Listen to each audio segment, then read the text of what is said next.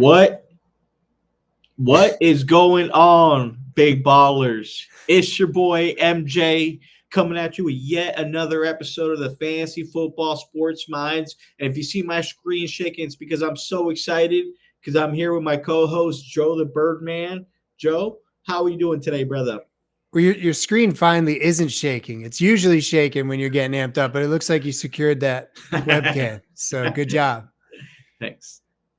Doing well though. A lot going on. Got some buys coming up. A lot of injuries as always. So a few things that we got to get into. But first, a quick word from our sponsor. Hey there. My name is Manny James Gonzalez with PRB, and I'm a real estate agent here in Central Florida. I'm a U.S. Navy veteran, military relocation pro, and big supporter of 2A and veterans' rights. My specialty is VA transactions. I'm also experienced in all parts of real estate. I've been living in Florida for over 20 years, and I can tell you we still believe in freedom down here. One of the greatest job markets, excellent economy, and no state income tax. When it comes to an agent, you want one that's going to be honest, not afraid of a fight, and most importantly, willing to do the things that some agents aren't willing to do. And what's that, Manny? Shoot straight, Dan.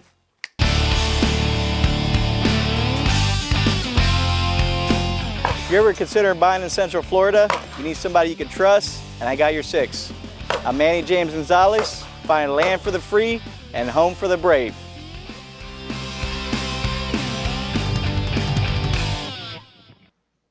Welcome back, ballers. Now let's get into some news and notes.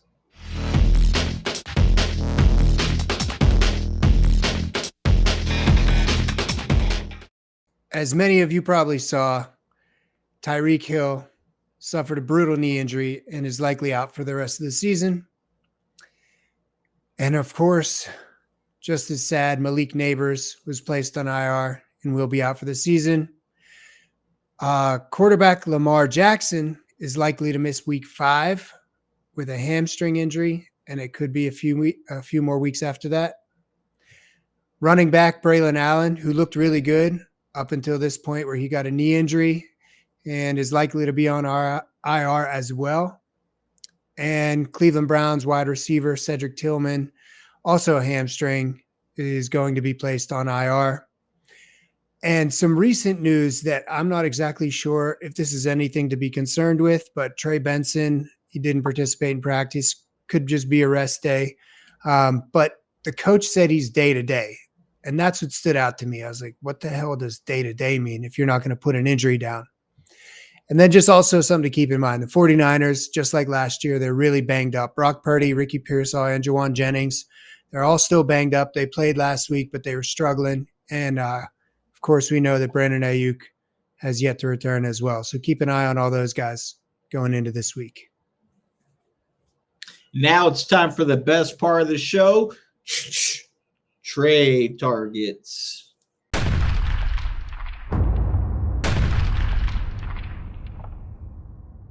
All right, welcome back, ballers. Now, this segment is called Trade Targets. And today, my trade target is going to be somebody that you probably, you're going to have to pay full price on, and it's going to be worth every single red cent. That's going to be Mr. James Cook for the Buffalo Bills. This season coming in, I was pretty big, like everyone else, on Josh Allen. But one thing I noticed about the Bills, they're going to kind of play what the defense gives them instead of trying to force it, which is going to end up being better football for Buffalo. But from a fantasy standpoint, I think the one consistent thing that's going to happen is James Cook's going to get his touches, because right now, just 4 games in, he's already at 75 touches. He has 400 yards and 5 touchdowns. So that's just rushing yards, not including receiving. So he's been on a tear. And if you watch him in the games, he's almost like moving faster than everybody else on the field. Like everyone else is in slow motion. He's just kind of like running through the scrimmage line.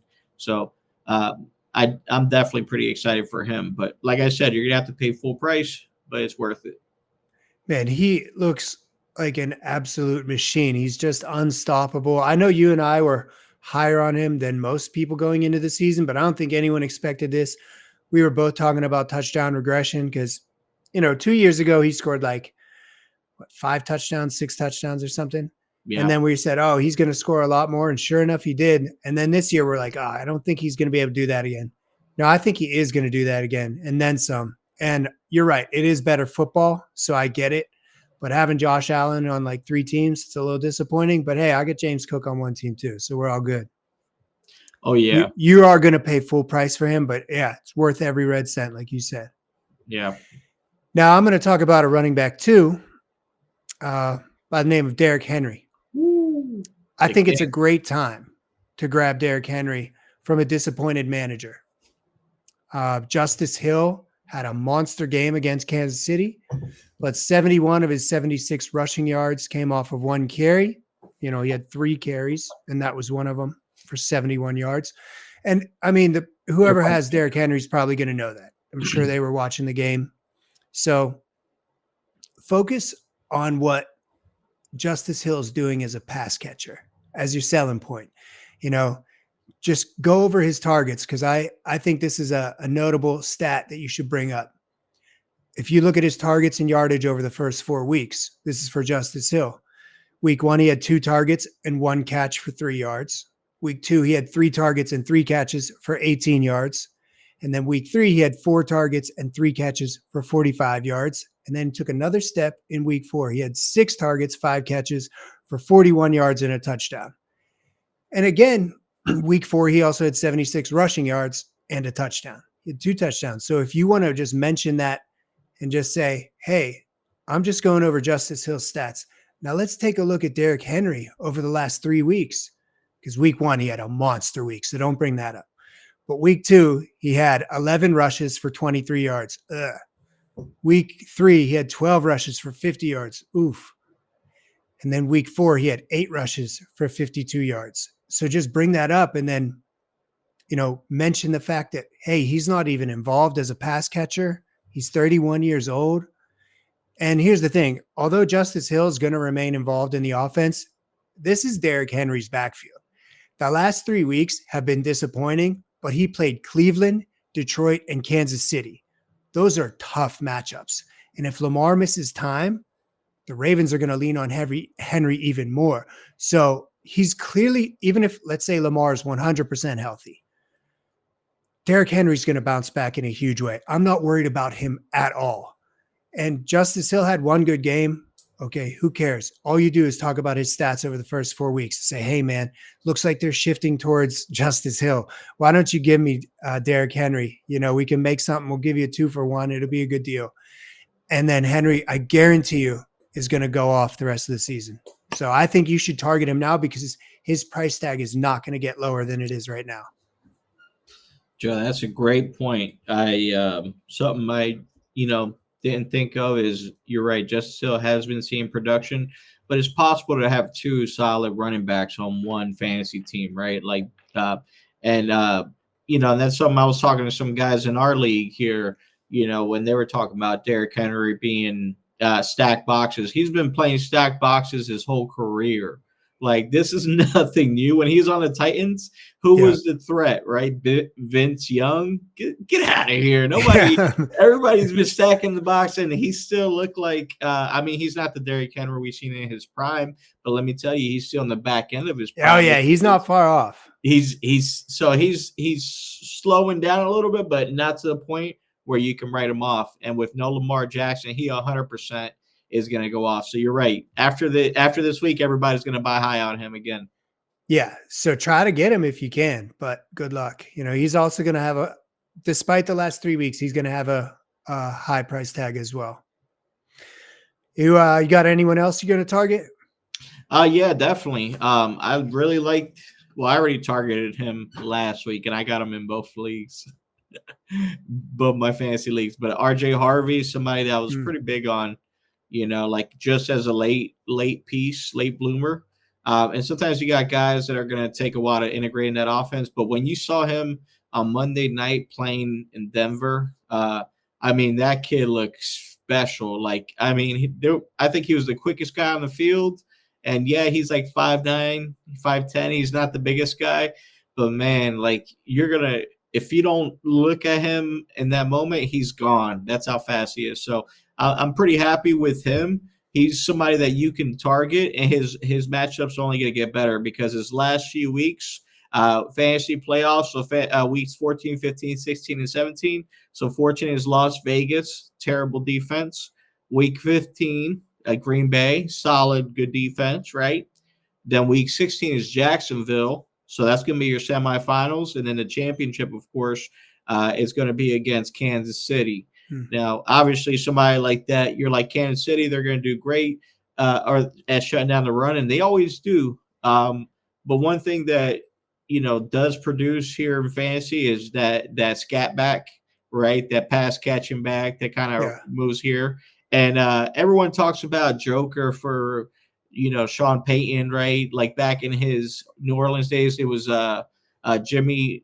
Was that tight end Jimmy Graham? Yeah. So they had Jimmy Graham, and I think that RJ Harvey's that guy. They're going to move him behind the line of scrimmage, take carries, but then they're going to probably move him out in the slot more, send him out wide, put him in motion, and he's going to be a guy that's just really going to blow up second half of the season. So right now, I think it's a good price to pay for him, and it's not going to be that expensive.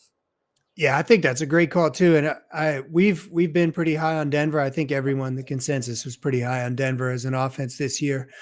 And, all around, they're a great team, but I feel like they're heating up, and all the running backs that we've been disappointed in, they really seem to come together in week 4. And we kind of knew that they weren't just going to hit the ground running. We all assumed that it's going to take a minute to heat up, but it looks like all the guys we've been keeping our eye on are heating up, and he's definitely one of them. I have him in a few leagues, and I didn't start him in any of those leagues last week, but I'm probably going to start him in week 5. Now, another player I'm kind of targeting, well, just in one league, but if you're in need of a tight end, I think you should look into Kyle Pitts. Whether we want to accept it or not, he's a top 10 tight end right now. He's averaging 6 targets and 11.6 fantasy points per game. And the chances are that right now he's sitting on someone's bench as a backup. So the Falcons are on a bye this week. If you need a tight end and you can afford to keep Pitts on your bench for the bye week, this is a good time to pick him up because he's probably been sitting on someone's bench for the first month of the season. Maybe they did play him this week because he's been pretty consistent. All 4 weeks, he's looked pretty good. But if it's a bye week and they're 1-3 or they're 2-2 and they have another tight end, this is the time to strike. So if you need a tight end, it's not like a guy that you're confident in because of his history, but he's had 4 weeks in a row that for a tight end, they're completely fine. So I would start him. I grabbed him off my brother. I suckered him into a running back, and he's in need. He's 1-3. So I got Kyle Pitts on my team now, and there's another league where I'm trying to get him as well because he kind of looks like the guy we saw from his rookie year, and I'm going to take my chance at the tight end position. And we don't do this a lot, but I do disagree with just valuing tight ends in general. Like your top, it's like we've been talking in the last few years, like tight ends, tight end 1, 2, and 3, you're going to be between 15 and 20 points a game. Everything after that, you're looking at 10 to 12. And unfortunately, just, I took the same approach when I drafted. I got a tight end rounds 10, 11, and 12. And guess who was there? Round 10 was Ferguson. 11 was Dalton Kincaid, and 12 was Zach Ertz, right? So you were able to get like these top quality tight ends pretty consistently in the draft. So when it comes to like the team, if I'm not trading, I would not value them more than a flex play, right? Find somebody that needs a position. If you have a steady surplus of running backs and they got a wide receiver core that's great, perfect. Then make that play, right? But don't overvalue the tight end position. Oh, not at all. I'm just saying if you're in need, because like you said, like I have Ertz in 3 leagues and he's been fine. I'm totally cool starting him. And this is someone that wasn't really on anyone's radar coming in, but you and I, we know how Ertz plays. He's a solid guy every week. It's nothing crazy, but it's consistent. And I actually feel like that's what Kyle Pitts is doing, is nothing crazy. It's just consistent. So at a position where right now you're hoping for 5 or 6 points, if you don't have a starting tight end, then I'm saying, a flex spot if you're in a double flex league or you're in a 3 wide receiver league, probably want to be more careful. But if you're just in a typical league with 1 flex spot and 2 running backs, 2 wide receivers, yeah, if you got an extra play on your bench and you need a tight end, I'd make a trade for him. If you're just looking for a consistent floor of 8 to 10 points, like I said, right now he's averaging 11.6. That's pretty good for a tight end. So, yeah, I'll take that. Now, let's get into our hot matchups. I'm going to kick things off with my first hot matchup, which is going to surprise you. Well, maybe. It's the Cowboys versus the Jets. The offense looked all right for both of these teams last week, and the defenses absolutely suck. So it's going to be another week, unfortunately, without CeeDee Lamb. But the Cowboys offense was still pumping last week. Javonte Williams had another amazing game, finishing with 23 touches and 100 offensive yards. He's averaging 19 fantasy points per game and over 20 touches per game. I mean, no one saw that coming. George Pickens has been solid this year. And again, CeeDee's out now. So I always prefer, as we've discussed many times, to have 2 high-level wide receivers on the field. But George Pickens looked really good last game. He's also averaging 19 points a game, stepped up in a huge way last week, finishing with 8 catches for 134 yards and 2 touchdowns. Obviously, we can't expect that again, but if we can get 100 yards and a touchdown, oh man, I'll take that every week. As we just discussed when we were talking about tight ends, Jake Ferguson, he's the number 1 tight end in fantasy right now. We both got him late on a couple of teams. And Dak, he's been inconsistent as always, but he stepped up last week, and I think he could easily do it again against the Jets, who are an absolute joke on defense. And didn't it feel like every single drive you're just waiting for something to happen? They had like over 100 yards in penalties, and they looked really confused out there. So I think Dak will just be throwing all over them. And if you look at what the Jets did last week, they were running all over Miami. And Brees finished with 20 touches and over 100 yards. Justin Fields finished with over 80 rushing yards and over 300 total yards and 2 touchdowns. And Garrett Wilson's actually a top 5 wide receiver right now in fantasy. He's averaging 9.5 targets per game and 19 fantasy points per game. And even Mason Taylor looked good. Well, hold on before you get too far. Remember when everybody was fading Garrett Wilson? I was one of those people. I was one of them. Were you one of? Okay, because I've been high on him. I know you have. But the experts, like all the experts across the board, they all were fading Garrett Wilson this year. And I was like, if they have 1 target for Justin Fields, that guy is it, right? He's the best player on the field. And the thing is, what I've always said about him is he's a really solid floor because of the volume. You know, he just gets an obscene amount of volume, so he's a safe floor. I just didn't think his ceiling was going to be that high, and he's looked awesome. So, yeah, I was definitely – I did not want to draft him on any of my teams just because I didn't think I'd be getting much of a ceiling. But I'm wrong. It's that ballet, bro. He's just tippy-toeing around. Dude, he looked so good last week, man.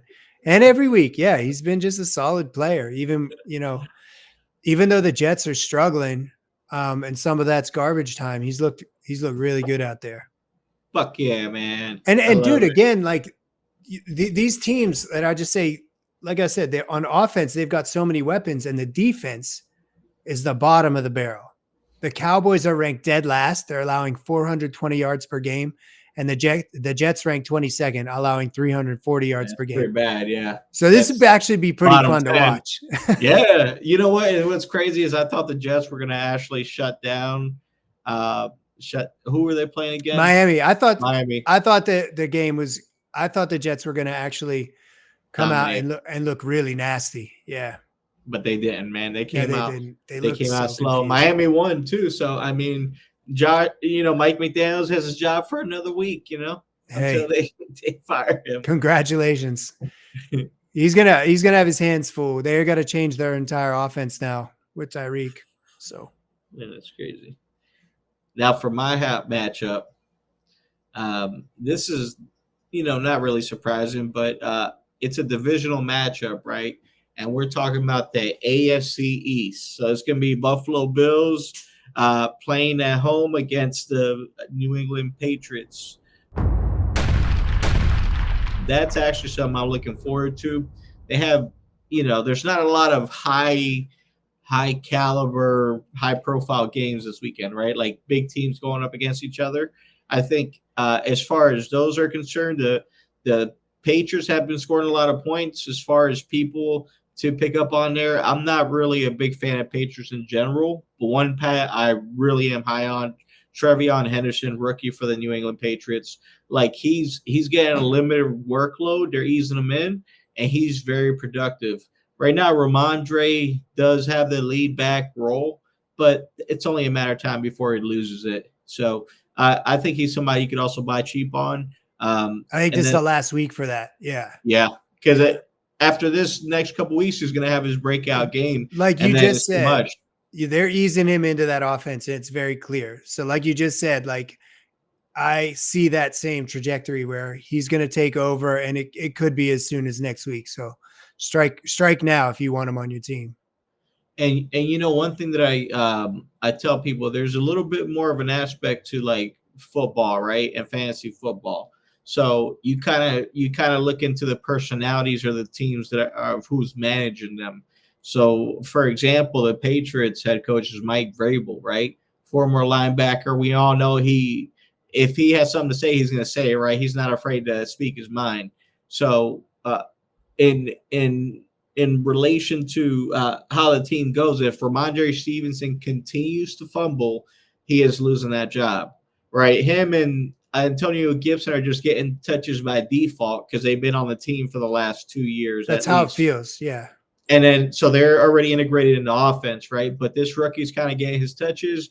They're getting him a little bit here, but they're not giving him enough touches since he's a playmaker, So yeah, and I mean, Henderson was the guy last week. He was the one getting involved most. So expect that to just go the same direction this week, and then probably even more so.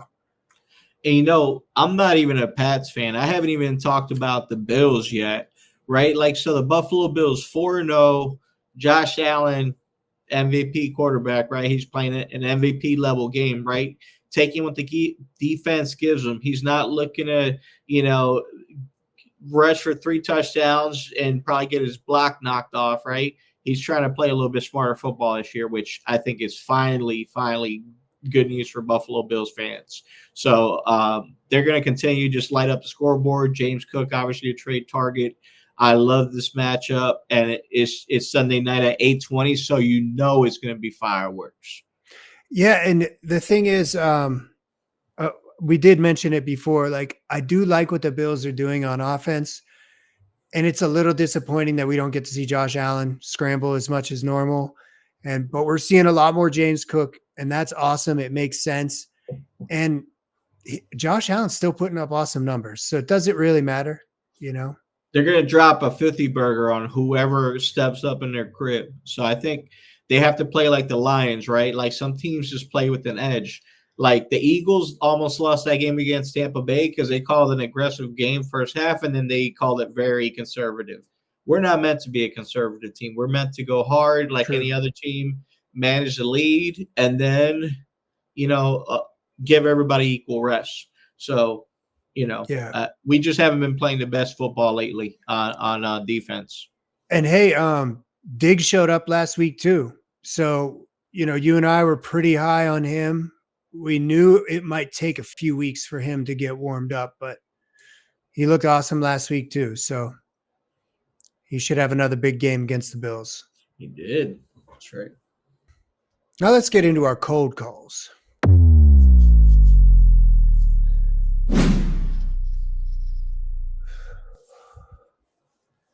For my cold call, I got the Vikings and the Browns. Although there's a few players I like in this game, I feel like their ceiling is going to be capped by 2 great defensive units.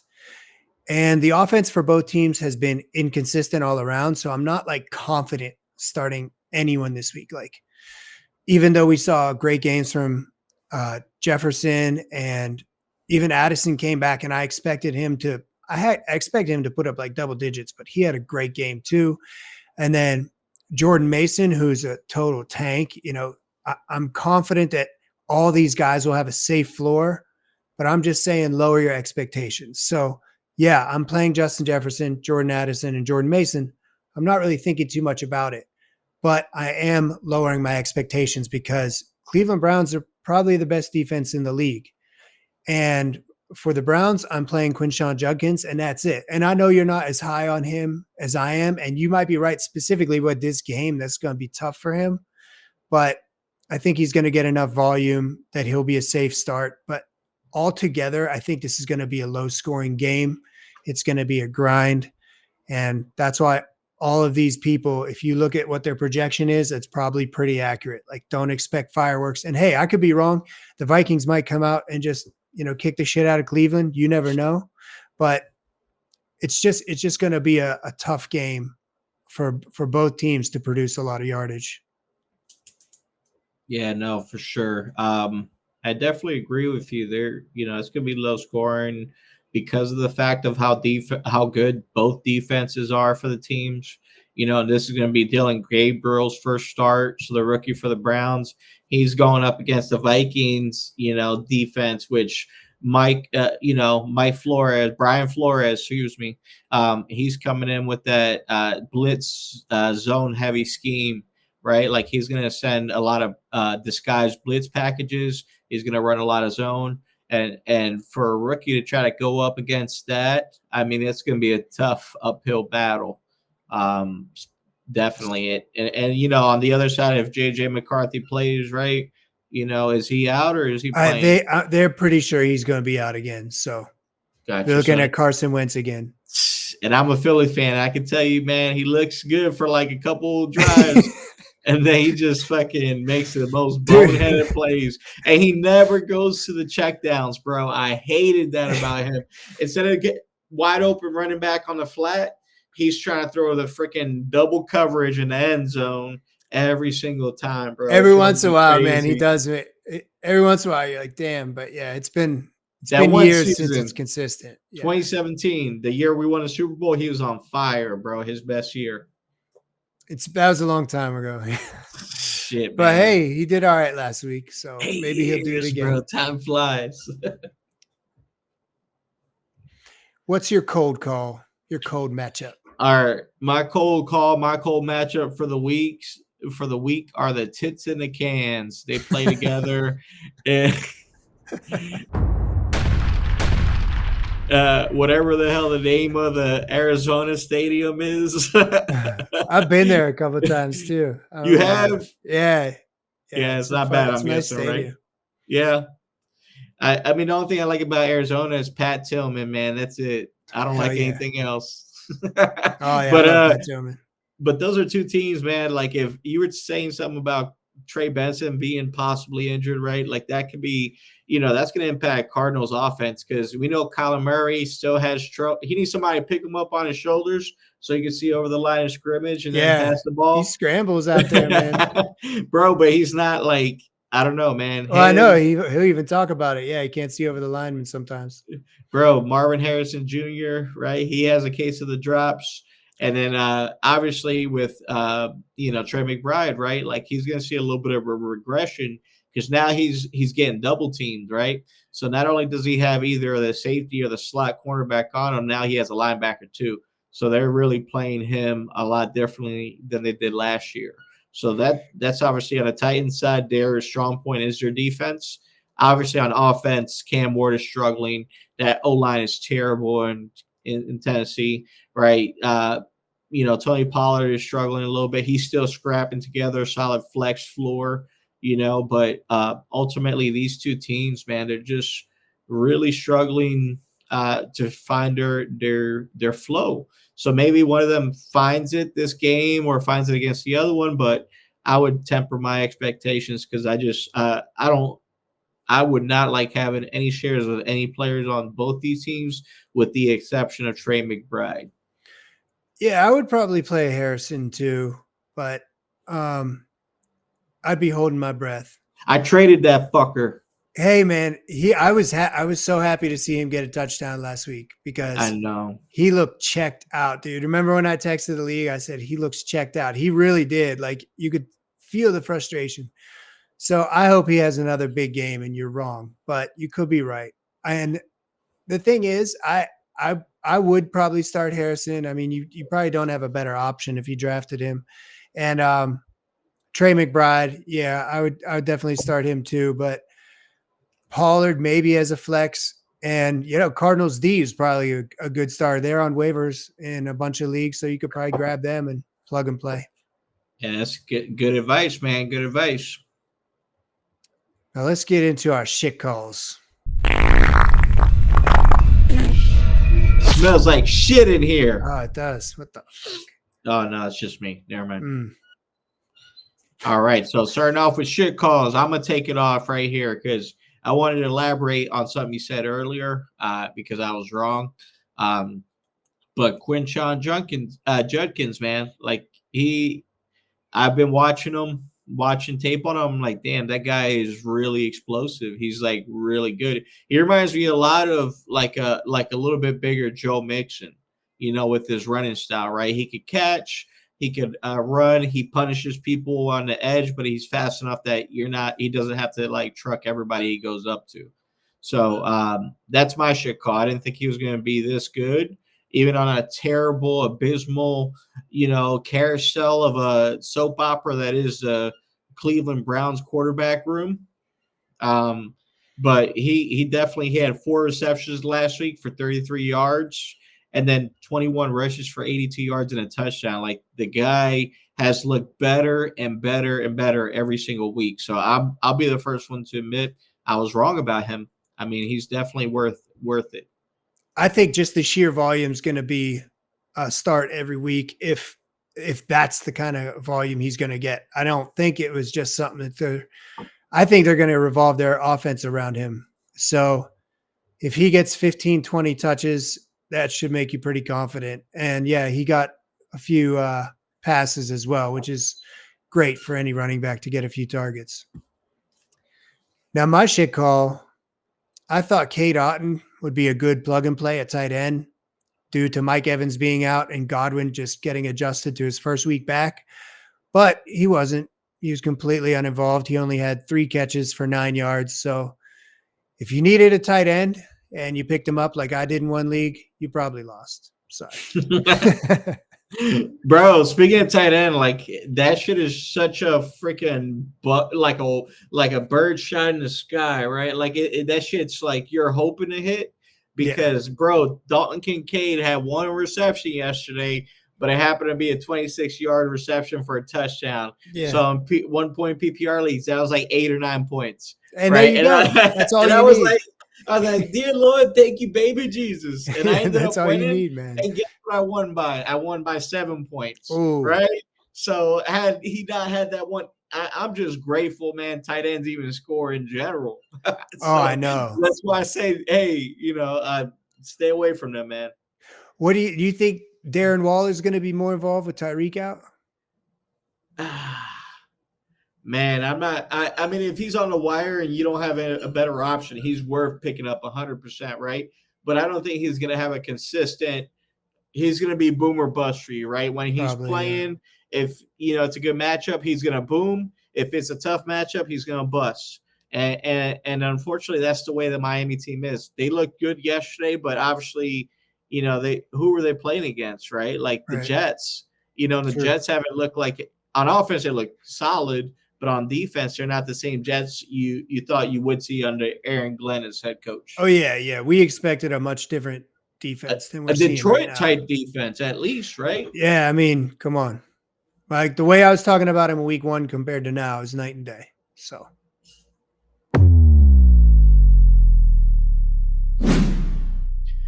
Well, listen here, ballers. It's the worst time of the day. It's the end of the show. We appreciate you guys tuning in again. It's been an absolute pleasure speaking into your ears very softly and gently and nursing your fantasy football addictions, you bunch of degenerates. So I appreciate all of you. Joe, did you have anything Speaking else of degenerates, you should see how this guy trades. Oh my God, man. One You've trade got to too change. far. You've got to trade. Someone even mentioned changing the trade cap to like 20 because it's set at 15. That's how much these guys are trading. They just trading their whole team. And I'm usually the one doing that. So it's hilarious to see. Yeah, man, we got an active league, brother. It's fun. Oh, yeah. It's awesome. You know?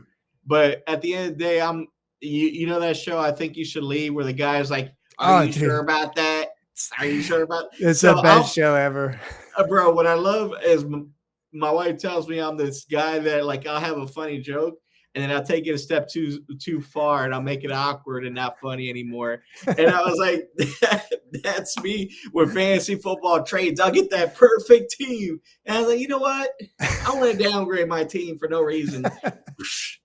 You just get addicted to the little dopamine high from trading. Bro, it's that manic energy, man. It comes through me, bro. No, you start analyzing shit that it's like your team's completely fine, but then you'll start looking at everyone else's team, trying to put puzzle pieces together. Yeah.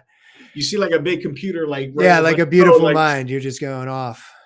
But your team's good. Leave it alone for a week or two. Just let it play out. I'm gonna wait till Derrick Henry gets his value. I'm trying to get Derrick Henry. I'm trying to get him for sure. Bro, the next 2 to 3 weeks, I'm a feast with Derrick Henry. People are gonna be fucking trying to bang on my door down just to get him. You know, no homo. That's right. Hey man, I'm getting after it for sure, because if you look at the first 3 weeks, it was disappointing. But then you look at the defenses he played. Completely makes sense, bro. Vaunted defense is like top 10, at least top 7 in the league, bro. Yeah. 3 of them. So exactly. So most people aren't looking as closely. Try to get it. All right, but anyways, see you here same time. I forgot what I say. See you next week, same time, same channel, something like that. Right. I don't remember either. Same place. Okay. Same time, same. Right. See, I fucked it up. All right. So 3. All right, fuckers. It's time to go. Is that what we say? All right, ballers. It's time to go. Listen, I'll see you here next week, same time, same place. Tell your mother, tell your grandmother, tell your sister. Joe, you single? Comment, subscribe. Joe single. Birdman. I am. But I already have a kid, so I'm done. All right. Like, comment, subscribe, guys. We'll see you here again. Have a good rest of your night. Love you guys.